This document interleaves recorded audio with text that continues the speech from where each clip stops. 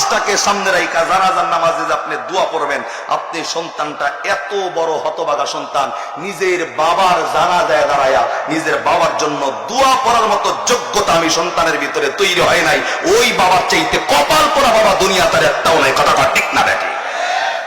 আপনি যদি নিজের বাবার জন্য দোয়া না করেন, আমি তো আপনারে বলবো, ধলিয়াটার কোনো মানুষ যদি মারা যায়, বড় বাসালিয়ার কোনো মানুষ যদি মারা যায়, আমি ধলেশ্বরী মৌলবীরে জানাজা দেওয়ার জন্য নিয়ে আইছেন, আমি আপনার বাবার জন্য জানাজা দিয়া দোয়া করতেছি। আপনার বাবার জন্য যদি আমার চোখ দিয়া পানি বের করতে হয়, কষ্ট করে চোখ দিয়া পানি বের করতে হবে। আর নিজের সন্তান যদি নিজের মা বাবার জন্য হাত তুলে দোয়া করে, বলেন তো ভাই কষ্ট করে চোখের পানি আনুর লাগে নাকি? আল্লাহ তো কোরআনে বলছেন রব্বিরহামহুমা কামা রাব্বায়ানি সগীরা। প্রত্যেকটা সন্তান তার মা বাবার জন্য দোয়া করবে, এটা না আল্লাহর দরবারে সরাসরি কবুল হয়ে যায়। আমি মৌলবীর দোয়া আপনার বাবার জন্য কবুল হবে, এটা তো অনেক পেছানো ব্যাপার আছে। তাহলে আমি মনে করি আপনাকে আমি ডাক্তার হইতে নিষেধ করি নাই, ইঞ্জিনিয়ার হইতে নিষেধ করি নাই, ব্যারিস্টার হইতে নিষেধ করি নাই। প্রত্যেকটা মুসলমানের জন্য এই যে ইলমে দ্বীন শিক্ষা করাটা যে ফরজ ছিল, অন্তত ইসলামে চলতে গিয়া যতটুক ইলম শেখা জরুরি, যতটুক শেখা ফরজ। আপনি ডাক্তার হন প্রবলেম নাই, ইঞ্জিনিয়ার হন প্রবলেম নাই, কিন্তু অতটুক ইলম শেখা আপনার আমার দরকার ছিল কি ছিল না? চিল্লা বলেন না কেন? কিন্তু এখান থেকে আমি গাফেল হয়ে গেছি। এখনো সুযোগ আছে, এভাবে জীবনটাকে তৈরি করেন, সন্তানের ব্যাপারে এমন পদক্ষেপ গ্রহণ করেন। সন্তান দুনিয়াতে আসবে, সন্তানের মাধ্যমে দুনিয়াতে কামাই খাওয়ার ইচ্ছা করব না, কিন্তু এই সন্তান যেন আমি মৃত্যুবরণ করলে এই সন্তানটা যেন আমার জন্য সদকায়ে জারিয়া হিসেবে সারাটা জিন্দেগি দুনিয়াতে থাকতে পারে, এরকম একটা নিয়ত অন্তরের ভিতর থেকে লালন করেন। রিজিকের ব্যবস্থা তো আল্লাহ আপনারে দুনিয়াতে পাঠানোর আগে তৈরি করে রাখছে। কথা বল না কেন? সারাটা বাংলাদেশে আমি তো ওপেন চ্যালেঞ্জ করে বলবো, সারা বাংলাদেশে যতগুলা বৃদ্ধাশ্রম আছে আপনি ঘুরে আসেন, আপনি ইউটিউবে সার্চ দিবেন যে বৃদ্ধাশ্রমের মানুষের সাক্ষাৎকার শুনতে চাই, দেখতে চাই, আপনি অনায়াসে মোবাইলের মধ্যে বৃদ্ধাশ্রমের মানুষের সাক্ষাৎকার দেখতে পারবেন। যে ওই মানুষগুলো বৃদ্ধাশ্রমে আছে যাদের ঢাকা শহরে 6টা ফ্ল্যাট আছে, ওই মানুষটা বৃদ্ধাশ্রমে আছে যার সন্তান বিদেশে পড়াশোনা করে বিদেশে সেটেল হয়ে গেছে, ওই মানুষের মা বাবা বৃদ্ধাশ্রমে আছে, বাংলাদেশে যিনি শিল্পপতি ওই মানুষটার মা বাবা বৃদ্ধাশ্রমে আছে, যেই মানুষটা বড় বড় ডক্টর, বড় বড় ইঞ্জিনিয়ার। কিন্তু আমি তো ওপেন চ্যালেঞ্জ করে বলি, কোন সন্তান কোন মা বাবা কোন সন্তানরে ইলমে দ্বীন শিখাইছে, একটা আলেম বানাইছে, একটা আলেম একটা মসজিদে 10,000 টাকা বেতনের চাকরিও যদি করে, ওপেন চ্যালেঞ্জ, সারা বাংলাদেশের বৃদ্ধাশ্রম ঘুরলে একজন আলেমের মা বাবা কোন বৃদ্ধাশ্রমে খুঁজে পাওয়া যাবে না। কথা ঠিক কিনা? আল্লামা জমিরউদ্দিন নওয়াফুরী রাহমাতুল্লাহ আলাইহি বলেন যে হযরত আবু বকর সিদ্দিক নিজের এলাকা থেকে একদিন ফজরের নামাজের পর, আপনাদের এলাকার নাম যেমন ধলিয়াটা বড় বাসালিয়া, আবু বকর সিদ্দিক নিজের এলাকা ছাইরা হাঁটতে হাঁটতে এমন একটা এলাকায় চলে গেছে যে এলাকার নাম কিতাবে আসছে কুফানগর। জোরে বলেন কোন নগর? আবু বকর কুফানগরে গেছে। এই যেমন আপনাদের এলাকায় 2 জন কালকে মানুষ মারা গেল, আবু বকর রাদিয়াল্লাহু তাআলা আনহু ফজরের নামাজের বেশ কিছুক্ষণ পরে ওই কুফানগর পর্যন্ত যায়, দেখে রাস্তার পাশে তার একটা লাশ এমনি শোয়ায় রাখছে। লাশটা শোয়ায় রাখছে, মানুষগুলা চতুর্দিক দিয়ে দাঁড়ানো। আবু বকর সিদ্দিক হাঁটি হাঁটি পা পা করে আস্তে আস্তে করে ওই লাশ পর্যন্ত যায়। ওই কুফানগরের মানুষদেরকে ডাক ডাকা, ভাই এই জায়গায় কি হয়েছে, কি ঘটনা, এই জায়গায় আপনারা দাঁড়ায় আছেন কেন? এলাকার মানুষগুলা ডাক ডাকায়, হুজুর আমাদের এই কুফানগরে আল্লাহর একজন বান্দা ইন্তেকাল করছে, মৃত্যুবরণ করছে, তো মৃত্যুবরণ করছে, আপনারা দাঁড়ায় আছেন কেন? ডাক ডাকায়, হুজুর দাঁড়ায় এমনি এমনি নাই, কারণে দাঁড়ায় আছে। কি কারণ? আবু বকরকে ডাকদা বলতেছেন, হুজুর আমাদের এই পুরা কুফানগরে এমন একজন আলেম নাই, যে লোকটা মৃত্যুবরণ করে পড়ে আছে, এমন একটা আলেম আমাদের এলাকায় নাই যে আলেমটাকে দিয়ে এই লোকটার জানাজার নামাজটা পড়াবো। একবার নাউজুবিল্লাহ বলনা। ব্যাপারটা ভাবেন, পুরা কুফানগরের মধ্যে এমন একজন আলেম নাই যে আলেম দিয়ে এই লোকটার জানাজার নামাজটা পড়াবে। আমি তো বলি আলহামদুলিল্লাহ সুম্মা আলহামদুলিল্লাহ, আমাদের এই বড় বাসালিয়া, আমাদের এই ধলিয়াটা, আমাদের যে আশেপাশের যে এলাকা আছে, এই এলাকায় কোনো মানুষ মৃত্যুবরণ করলে আলেমের জন্য জানাজা দেওয়ার জন্য অপেক্ষা করার প্রয়োজন হয় না। আমাদের বাংলাদেশের ওলামায়ে কেরাম আকাবির আসলাফ যারা আছেন, তাদের মেহনতের বরকতের কারণে সারা বাংলাদেশে নুরানি মাদ্রাসা নামক যে মাদ্রাসাগুলো চালু হয়ে গেছে, এই নুরানি মাদ্রাসার ক্লাস 2 বিভাগের ছাত্র, ক্লাস 1 এর ছাত্রের ভিতরে উস্তাদরা এমন যোগ্যতা তৈরি করে দিয়েছেন, নিজের বাপ যদি মারা যায় আলেম ভাড়া করে জানাজা দেওয়ার প্রয়োজন হয় না। ক্লাস 2 বিভাগের ছাত্র নিজের মা বাবার জানাজা দ্বারা কমপ্লিট করার মতো যোগ্যতা ছাত্রদের ভিতরে তৈরি হয়ে গেছে। কথা ঠিক না বেঠিক? তার মানে আলেম ভাড়া করতে হবে কেন? আমি তো আপনারে বলবো, ভাই এখানে তো অনেক মানুষ বসে আছে, মা বাবারে কবরের ভিতরে ঢুকায় দিছি, কিন্তু আমি যদি আপনাকে হাত তুলতে বলি আপনার হাত উপরের দিকে উঠবে না কেন? কারণ আপনার বাবার জানাজা আলেম পড়ছে, আপনি বড় ইঞ্জিনিয়ার, আপনি বড় ডক্টর, আপনি বড় ব্যারিস্টার হয়েছেন, কিন্তু বাবার লাশটাকে সামনে রাখা জানাজার নামাজে আপনি দোয়া পড়বেন, আপনি সন্তানটা এত বড় হতভাগা সন্তান, নিজের বাবার জানাজায় দাঁড়ায়া নিজের বাবার জন্য দোয়া করার মতো যোগ্যতা আমি সন্তানের ভিতরে তৈরি হয় নাই। ওই বাবার চাইতে কপাল পোড়া বাবা দুনিয়া তার একটাও নেই, কথাটা ঠিক না দেখে?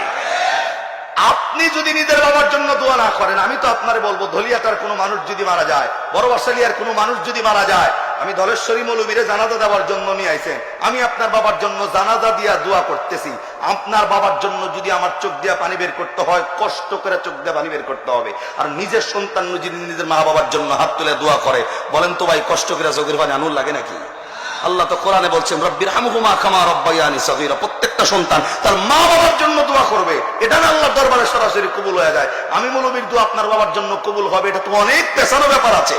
তাহলে আমি মনে করি আপনাকে আমি ডাক্তার হইতে নিষেধ করি নাই, ইঞ্জিনিয়ার হইতে নিষেধ করি নাই, ব্যারিস্টার হইতে নিষেধ করি নাই। প্রত্যেকটা মুসলমানের জন্য এই যে ইলমে দ্বীন শিক্ষা করাটা যে ফরজ ছিল, অন্তত ইসলামে চলতে গিয়া যতটুক ইলম শেখা জরুরি, যতটুক শেখা ফরজ, আপনি ডাক্তার হন প্রবলেম নাই, ইঞ্জিনিয়ার হন প্রবলেম নাই, কিন্তু অতটুক ইলম শেখা আপনার আমার দরকার ছিল কি ছিল না? চিল্লা বলেন না কেন?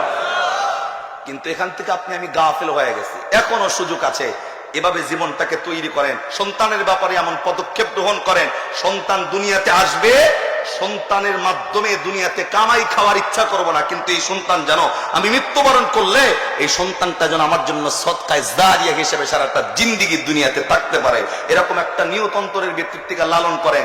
রিজিকের ব্যবস্থা তো আল্লাহ আপনারে দুনিয়াতে পাঠানোর আগে তৈরি করে রাখছে, কথা বল না কেন? সারাটা বাংলাদেশে আমি তো ওপেন চ্যালেঞ্জ করে বলবো, সারা বাংলাদেশে যতগুলা বৃদ্ধাশ্রম আছে আপনি ঘুরে আসেন, আপনি ইউটিউবে সার্চ দিবেন যে বৃদ্ধাশ্রমের মানুষের সাক্ষাৎকার শুনতে চাই, দেখতে চাই, আপনি অনায়াসে মোবাইলের মধ্যে বৃদ্ধাশ্রমের মানুষের সাক্ষাৎকার দেখতে পারবেন। যে ওই মানুষগুলো বৃদ্ধাশ্রমে আছে যাদের ঢাকা শহরে 6টা ফ্ল্যাট আছে, ওই মানুষটা বৃদ্ধাশ্রমে আছে যার সন্তান বিদেশে পড়াশোনা করে বিদেশে সেটেল হয়ে গেছে, ওই মানুষের মা বাবা বৃদ্ধাশ্রমে আছে, বাংলাদেশে যিনি শিল্পপতি ওই মানুষটার মা বাবা বৃদ্ধাশ্রমে আছে, যেই মানুষটা বড় বড় ডক্টর, বড় বড় ইঞ্জিনিয়ার। কিন্তু আমি তো ওপেন চ্যালেঞ্জ করে বলি, কোন সন্তান কোন মা বাবা কোন সন্তানরে ইলমে দ্বীন শিখাইছে, একটা আলেম বানাইছে, একটা আলেম একটা মসজিদে 10,000 টাকা বেতনের চাকরিও যদি করে, ওপেন চ্যালেঞ্জ, সারা বাংলাদেশের বৃদ্ধাশ্রম ঘুরলে একজন আলেমের মা বাবা কোন বৃদ্ধাশ্রমে খুঁজে পাওয়া যাবে না, কথা ঠিক কিনা? তো আপনি সন্তানের জন্য করলেন কি? বলে আপনি কি করলেন? আপনি তো সন্তানের আখের গোছাইতে গিয়ে নিজের আখের নষ্ট করে ফেলছেন। সন্তানটাকে এমন ভাবে তৈরি করেন, সন্তানের মাধ্যমে যেন কিয়ামতের ময়দানে আল্লাহ নূরের মুকুট মাথার মধ্যে পরায় দেয়। দুনিয়ার ক্ষমতা দুনিয়া শেষ হয়ে যাওয়ার সাথে সাথে শেষ হয়ে যাবে, কিন্তু একমাত্র সুপ্রিম পাওয়ার আল্লাহ মৃত্যুর পরে তাদেরকেই দিবে যারা ইলম হাসিল করে দুনিয়ার জমিনে আলেম হয়েছে। সুপ্রিম পাওয়ার যদি আল্লাহ মৃত্যুবরণ করার পর কাউরে দেয়, তারা হচ্ছে আলেম এবং ওলামা, কথা ঠিক না ভাই? তাহলে মূল কথা, ইলমে দ্বীন শিক্ষা করার প্রত্যেকটা মুসলমান নরনারীর জন্য ফরজ করছে কেডা? আল্লাহর নামটা কন্যা জোরে কন। বাংলাদেশের যুবকের অবস্থা, আমি আমার জীবনে হয়তো সর্বোচ্চ বিয়া পড়াইলে 4 থেকে 5টা বিয়া পড়াইছি। আমি তো এই বড় বাসালিয়া মসজিদে জমা পড়াই, আপনারা জানেন দীর্ঘদিন ধরে। এখানে তো ছোট ইমাম সাহেব যারা আছে, সানি ইমাম, তারাই বিয়া শাদী পড়ায়, বিয়া শাদীর ভাগে আমি পড়ি নাই। তো এটার আগে একটা মসজিদে আমি জমা পড়াইতাম, কিছুদিন ওইখানে 2-3টা বিয়া পড়ানোর সুযোগ আমার হয়েছে। ছোট্ট একটু কারগুজারি বলি আপনাদের, আমাদের বাংলাদেশের যুবকের অবস্থা হলে এমন, যুবক ফেসবুক বোঝে, টুইটার বোঝে, ভাইবার বোঝে, যুবক Bangladesh, Brazil, Argentina, Germany, Italy, Australia, America, south Africa, England, Japan, সব দেশের প্লেয়ারের বাইরেটা পর্যন্ত যুবকের মুখস্থ। কিন্তু এই যুবক যখন বিয়া করতে আসে, যুবকের বিসমিল্লার খবর নাই। এক যুবক আইছে সাজ্জা গুজ্জা বিয়া করতে, বহুত দিন আগের কথা বলতেছি, ওর চেহারার দিকে তাকাই আমি জিজ্ঞাসি, ভাই আপনি কি মুসলমান? হুজুর এটা কি কইলেন আপনি? যদি মুসলমান না হই তাহলে বিয়া হুজুর দাওয়াত দেই কেমনে?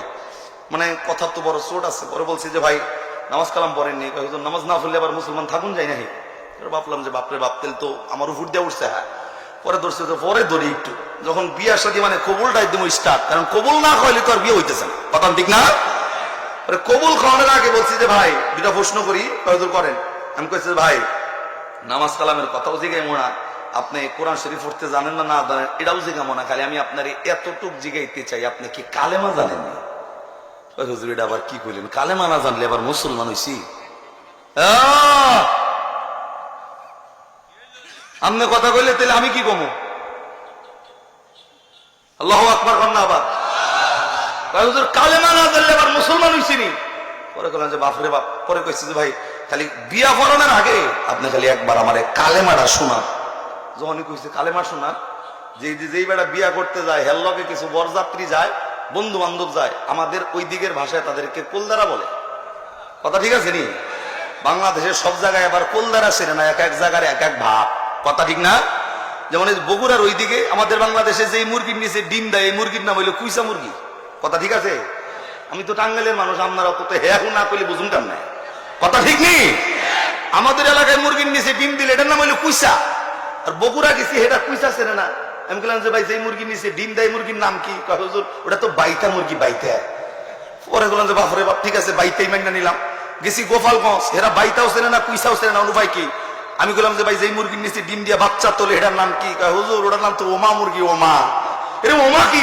মুরগির ওম দেয় লেগে ওমা হয়েছে। তো এক এক জায়গার এক এক ভাষা। তো যেহেতু কলদারার লাগে মিলছে, দিল দেন ওই কলদারা কিছু আছে। আমি যখন জিজ্ঞাসি ভাই একটু কালেমাটা আমারে শোনান, এবার আমার মিহি না চাই কলদারা মিহাম চাই রয়েছে, কলদারা আমার মিশাই রয়েছে, মানে হে রয়েছে কলদারা মিশাই, কলদারা আমার মিশাই রয়েছে, আমি হের মিশাই রয়েছে। নজর খালি এমনি ঘুরতেছে চতুর্দিকে, কি রে ভাই কালেমা কর না দেখি। এখন ওই লোকটা ডাক ডাক মানে যে বেড়া বিয়ে করতে গেছে হুজুর কালেমা কম মুখ এমনি ফেয়ারে আহে কিন্তু মুডে আয় না, ফের দিয়ে ঘুরতেছে কালেমা আমার মুখে উচ্চারণ হতেছে না। কারণ কলদারা যেটা আছে এবারে ডাক ডাক তুই ইজ্জত মারলি হুজুরের সামনে, এত বড় বড় কথা এবারে কালেমা করতে না পারলে ইজ্জত থাকেনি।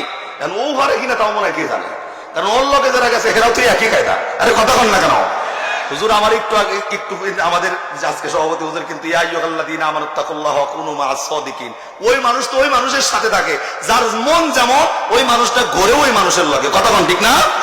যাদের দিল ইসলাম ওয়ালা তারা উলামায়ে কেরামের সাথে আছে, আর যাদের মন চায় যে বিড়ি খায় গাঞ্জা খায় তারা তো আলেম ওলামার সাথে থাকবে না, তারা খালি গাঞ্জাখোর কোন জায়গায় আছে এগুলা তালাশ করে। কথা বল ঠিক না? তো মূল কথা হলো এখন আমি যখনই জিজ্ঞাসি কালেমা, বেটা তো কালেমা কয় না। এখন কয় যে হুজুর পেট দিয়ে ঘুরতেছে মুখে আহে না।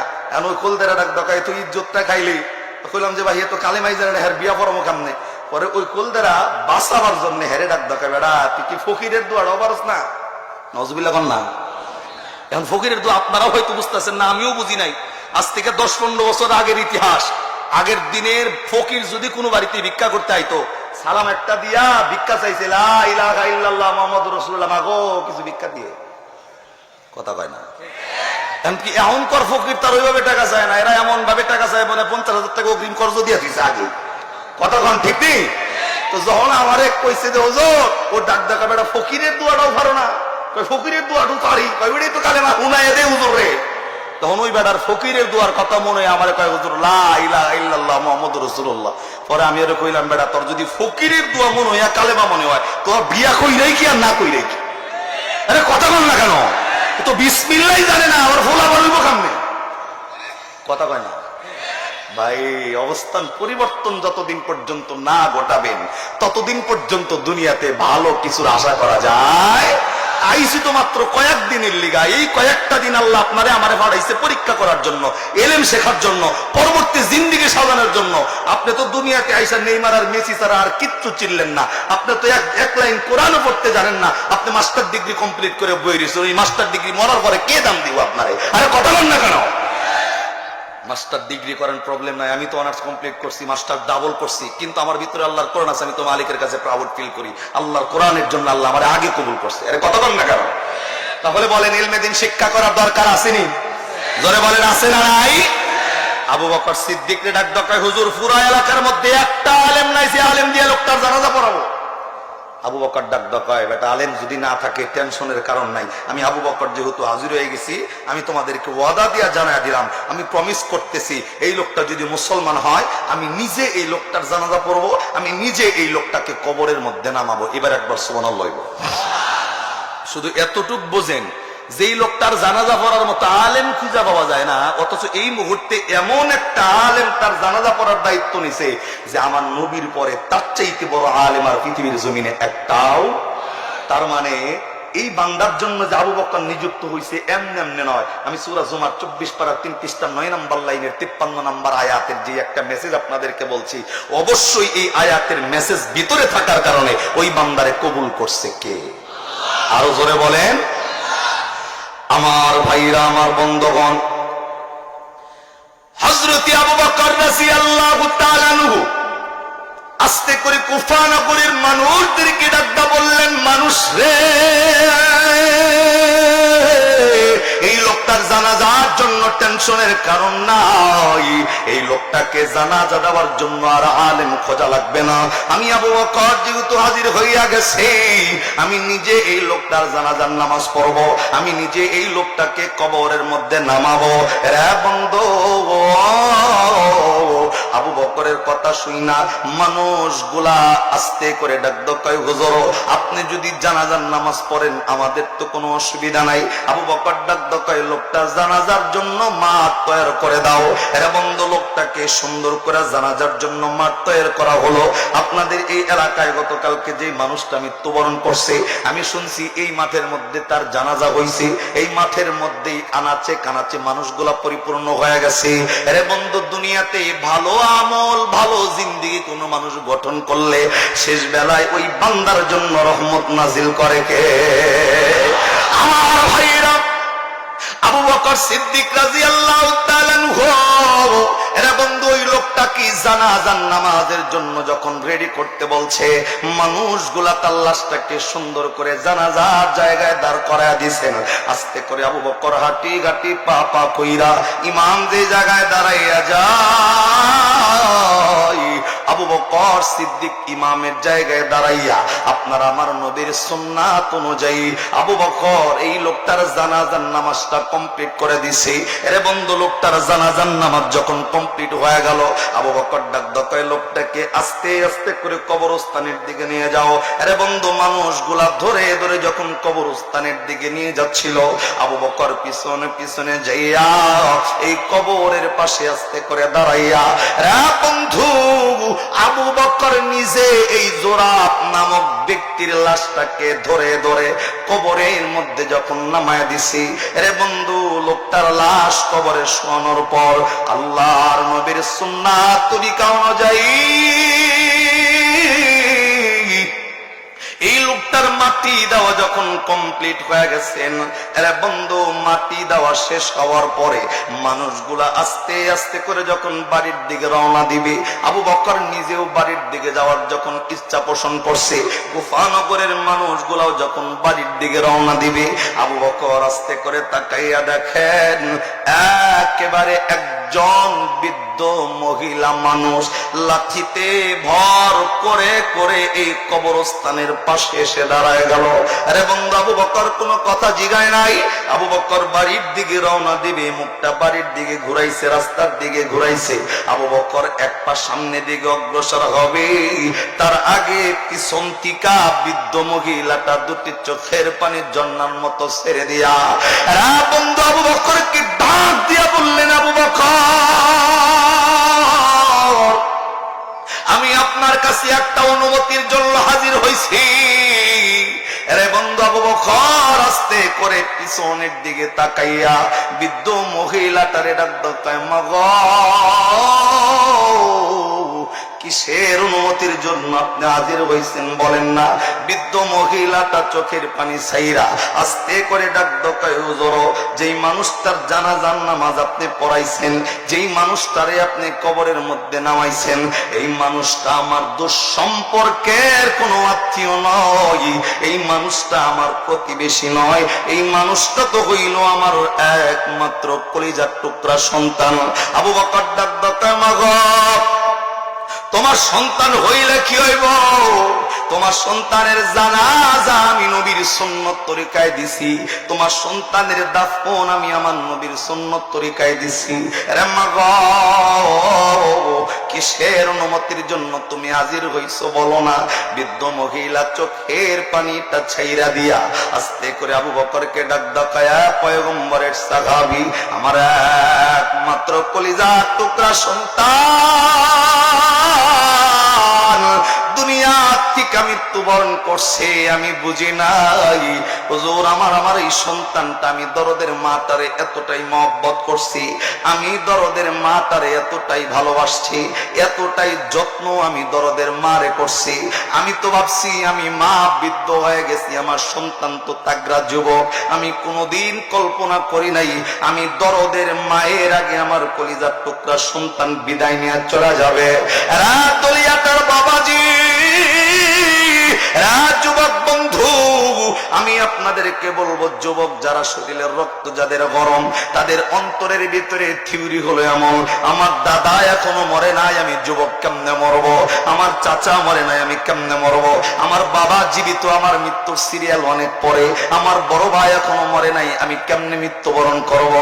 আরে বন্ধু, জানো না, জানো না, জানো না, আল্লাহ রাব্বুল আলামিন মৃত্যুর সিরিয়ালটাকে নির্ধারণ করে দেয় নাই। যারা বাবু দাদা মরে নাই, আমি কেমনে মরবো? যারা বাবু চাচা মরে নাই, আমি কেমনে মরবো? আমি তাদেরকে বলবো, বন্ধু, প্রত্যেক দিন আমাদের বাংলাদেশের ঘটনার দিকে তাকায় দেখেন, এমন কোন দিন নাই যেই দিন যুবকের মৃত্যুর খবর আপনার আমার কানে না আসে। এমন কোন দিন নাই যেই দিন পেপার পত্রিকা মোবাইল ইন্টারনেটে যুবক অ্যাক্সিডেন্ট করে মারা গেছে খবর আমাদের কানে না আসে। এমন কোন দিন নাই যুবক রাস্তার মধ্যে মৃত্যুবরণ করছে আমাদের কানে না আসে। এমন কোন দিন নাই যুবক পানিতে পড়ে মৃত্যুবরণ করছে খবর না আসে। এমন কোন দিন নাই যুবক আগুনে পড়ে মৃত্যুবরণ করছে আমাদের কানে না আসে। তার মানে মৃত্যুর ব্যাপারে কোনো গ্যারান্টি নাই। আল্লাহর যখন ডাক চলে আসবে, এরে বন্ধু, অবশ্যই বান্দার বয়স আল্লাহ দেখবে না। যার যতটুক হায়াত ততটুকুর মধ্যেই মালিকের কাছে ধরা দেওয়া লাগবে। আপনার থিওরিটা আল্লাহ ১,৫০০ বছর আগে ভেঙে দিয়া আমার আল্লাহ পবিত্র কোরআনে একটা সূরা নাজিল করছেন, সূরার নাম সূরাতুল মুলক। এটা কোরআনের ২৯ নম্বর পারার ১ নম্বর পৃষ্ঠার ২ নম্বর লাইনের ২ নম্বর আয়াত। আল্লাহ রাব্বুল আলামিন বলেন, الذي خلق الموت والحياة ليبلوكم أيكم أحسن عملا وهو العزيز الغفور। আওয়াজ করে বলেন আল্লাহু আকবার। বন্ধু, আল্লাহ রাব্বুল আলামিন মানুষ রে, যে হায়াত পাইয়া আমি আল্লাহ রাব্বুল আলামিন রে ভুলে গেছো, বান্দা জানো না, জানো না, জানো না, তাকায় দেখবেন চৈত্র মাসে এর বন্ধু বাতাস যখন দক্ষিণ থেকে বহে, ঠিক সেই সময় আমাদের এই দলিয়াটার কিছু ছেলে পেলে এর বন্ধু ঘুড়ির মাথার মধ্যে সুতা লাগাইয়া ঘুড়িটা আসমানের ভিতরে উড়াইয়া দেয়। ঘুড়িটা যত আসমানে যায়, ঘুড়ি মনে করে দলিয়াটার কোনো মালিক মনে আমারে ধরতে পারবে না। কিন্তু বোকা ঘুড়ি জানে না, জানে না, জানে না, ঘুড়ি তুমি যতই আসমানে বড় না কেন, তোমার লগে একটা সুতা লাগানো মালিক টান দিলেই আইসা হাজির হওয়া লাগবে। এরে বন্ধু, তুমিও জানো না, আল্লাহ ডাক কয় আল্লাযী খলাকাল মাউত। এরে বান্দা, যে হায়াত পাই আমি আল্লাহরে ভুলে গেছো। বান্দা জানো না, তোমার হায়াত দেওয়ার আগে আমি আল্লাহ তোমার মৃত্যুটা আমি আল্লাহর হাতে বানায় রাখছি। আমি মৃত্যুটা হাতে রাইখা ওই যে হায়াতের একটা রশি দিয়া তোমারে দুনিয়াতে ছাইরা দিছি। বান্দা, আমি আল্লাহ যখন চাইবো রে, ওই মৃত্যুর রশিটা দইরা যখন টান দেব, পৃথিবীর জমিনে এমন কোন এমবিবিএস ডাক্তারের পাওয়ার নাই, আমি আল্লাহর মৃত্যু থেকে তোমাকে দুনিয়াতে ফিরায় রাখবে। কথা কোন ঠিক কিনা? আরে মানুষ, মরণ থেকে যতই পালাও, মরণ তোমায় লইবে গিরি। যদিও পালাও তুমি আকাশ পথে লাগাইয়া সিঁড়ি। আরে বন্ধু, লম্বা করার সুযোগ নাই। আবু বকর সিদ্দিক রাদিয়াল্লাহু তাআলা আনহুকে এই মহিলা আস্তে করে ডাকদা বললেন, পয়গম্বরের সাহাবী, আমার কলিজার টুকরা সন্তানের যখন ইন্তেকাল হয়ে গেছে, আমি বুঝি নাই আমার সন্তান দুনিয়ার থেকে আমি মায়ের আগে বিদায় নেবে। আমার সন্তানের মৃত্যুর সময় তো আমি সন্তানের সাথে ছিলাম না, কে যেন দৌড়াই আমার কানে আইসা খবরটা পৌঁছাইলো, এরে মা জাননি তোমার কলিজার টুকরা একমাত্র সন্তান জোরাপ্ত দুনিয়ার থেকে ইন্তেকাল করছে। দরদের মা আবু বকরকে ডাক কয় জোরা, আমার কানে কানে আইসা আমার সন্তানের মৃত্যুর খবর যখন আমারে শোনাইছে, আমি আর নিজেরে কন্ট্রোল করতে পারি না। সন্তানের মৃত্যুটা কলিজার ভিতরে এমন ভাবে আমার হিট লাগছে, আমি আমার নিজেরে কন্ট্রোলে রাখতে পারি নাই। সাথে সাথে আমি মা সেন্সলেস হইয়া জমিনের মধ্যে পড়ে গেছি। রাত দলিয়াটার ভাইরা, বড় বাসালিয়ার ভাইরা, আমি আপনাদেরকে বলবো বন্ধু, এই আলোচনা করতে গেলে অনেক লম্বা হয়ে যাবে, শুধু এতটুকু আপনারে আমি শোনায় দেই।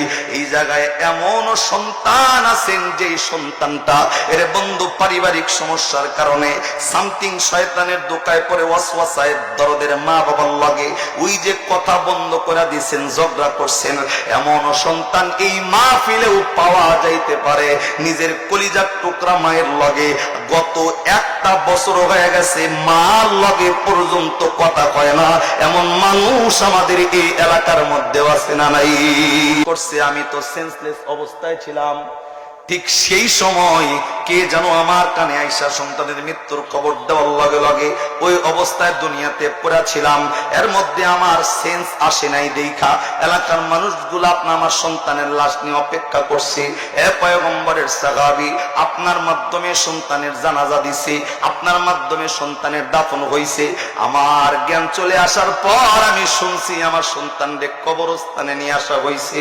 এ পয়গম্বরের সাহাবী, শুনে নাও, আমি আমার সন্তানের চেহারাটা সন্তানের মৃত্যুবরণ করার পর একবারের জন্য এই সন্তানের চেহারাটা আমি শেষবারের মতো দেখতে পারি নাই।